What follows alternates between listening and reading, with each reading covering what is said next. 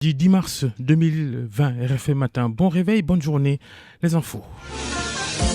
Flash info de Mohamed Ali Mouba. Bonjour Ali Mou. Bonjour Babacar. Mesdames, Messieurs, bonjour. Affaire de Mariam Diagne, du nom de la femme tuée à Thiès. On en sait davantage sur l'origine du décès. Les résultats de l'autopsie révèlent qu'un objet tranchant occasionnant une plaie traumatique pénétrante serait à la base de la mort de Mariam Diagne. L'autopsie confirme un début de grossesse aussi. Nous écoutons Abdoulaye Diop.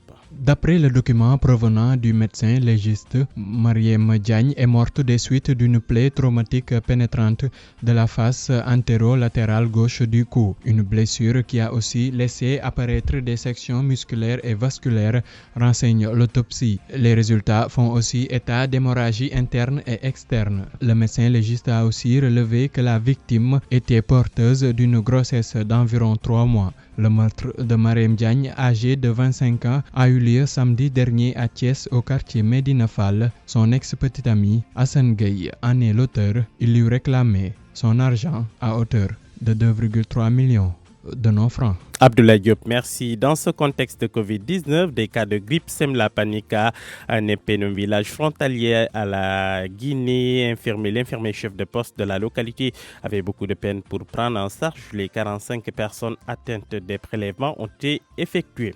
Lutte contre l'évasion fiscale et les doubles impositions en matière d'impôts sur le revenu. Les députés ont adopté ce lundi le projet de loi numéro 2/02/2020 autorisant le président de la République à ratifier la Convention Atlantique signée le 14 novembre 2015. La signature de cette convention permettra au Sénégal de fiscaliser les investissements des entreprises turques et de savoir comment répartir les revenus. Outre ce projet de loi, 4 autres ont été tous adoptés à l'Assemblée nationale. Face à l'ampleur du coronavirus, le gouvernement italien a annoncé des mesures beaucoup plus contraignantes. Parmi celles-ci, on note le prolongement de la fermeture des écoles et universités du pays jusqu'au mois d'avril. Et puis Ligue européenne des champions, mille interrogations sur le match Juventus-Lyon. À l'heure actuelle, aucune certitude sur où et quand le match va se dérouler. L'Italie qui a pris la décision d'interdire tout événement sportif sur son territoire. Ça crée le doute sur cette rencontre. Le communiqué du comité olympique a pourtant précisé que cette décision ne concerne que les compétitions nationales, sauf qu'il n'a pas été fait mention du sort réservé à cette 8e de finale retour entre Juventus et Lyon.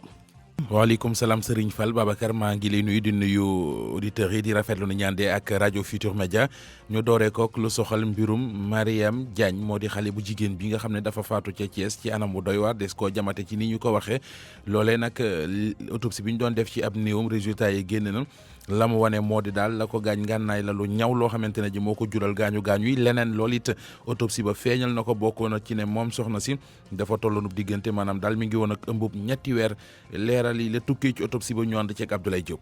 suñu sukkandikoo ci këyit bi bàyyeekoo ci médecin légiste bi Mariam Diagne mi ngi faatu ginnaaw ab gaañu-gaañu bu mu am ci côté càmmoñu loos bi bile gaañu-gaañu daal di fësal itamit ay section musculaire ak vasculaire suñu sukkandikoo ci autopsie bi résultat yi wane nañu itamit hémorragie interne ak externe. Médecin légiste bi moom it ci autopsie bi mu siiwal xamle ci ni moom mi génn àdduna dafa daal di ëmboon ba toll si lu jege ñetti weer.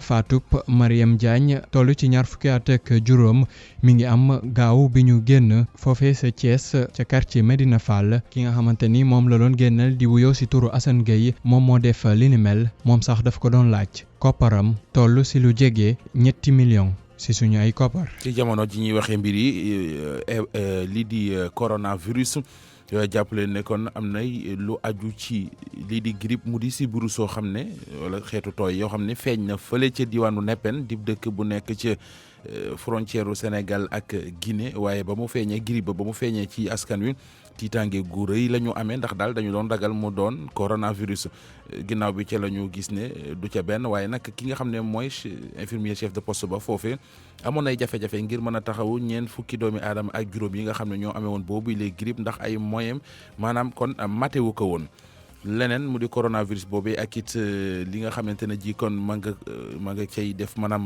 ma ngay jéggi dayoo ci réewum Italie réew ma jël na ay dogal yu doy waar bokk na ci ne lu aju ci li nga xamante ne ji mooy tëjum école yi dañu koy gën a yokk maanaam duñ ko tëjeegum léegi naka noonu it université danañ ko tëj ba ci weeru avril lépp rek ngir jëli matuwaay jëm ci moytu lii di coronavirus bi. wàllu Ligue des champions match Juventus Lyon ba fi mu nekk nii am nay daal ay xiini miina yu ci am sabab li mooy xamaguñu ana nan lañu koy footballé ndax it lu aju ci ay événements yoo xamante ne ji dañu koy tere foofee ca moom la réew sa événement sportif yu dajale ay mbooloo loolee nag mooy laaj bi ana kon nan la ñuy doxalee ci boobile match Juventus ak Lyon jàppale ne communiqué boo xamante ne mi ngi bàyyeekoo ci comité olympique bi ñoom ñooy wax loolee waaye waxaguñu ana nan la ñuy doxalee boobile compétition te fàttali ne sëñ Fall boobile match mi ngi tënku ci 8e de finale retour bu Ligue des champions diggante Juventus ak Lyon la war a doon leneen luñ ci mën a dolli daal moo di ca aller ba dañoo pertoon benn bal ci dara sëñ Fall. Mouhamed Ndiaye ci tënkum xabaar yi jaajëf.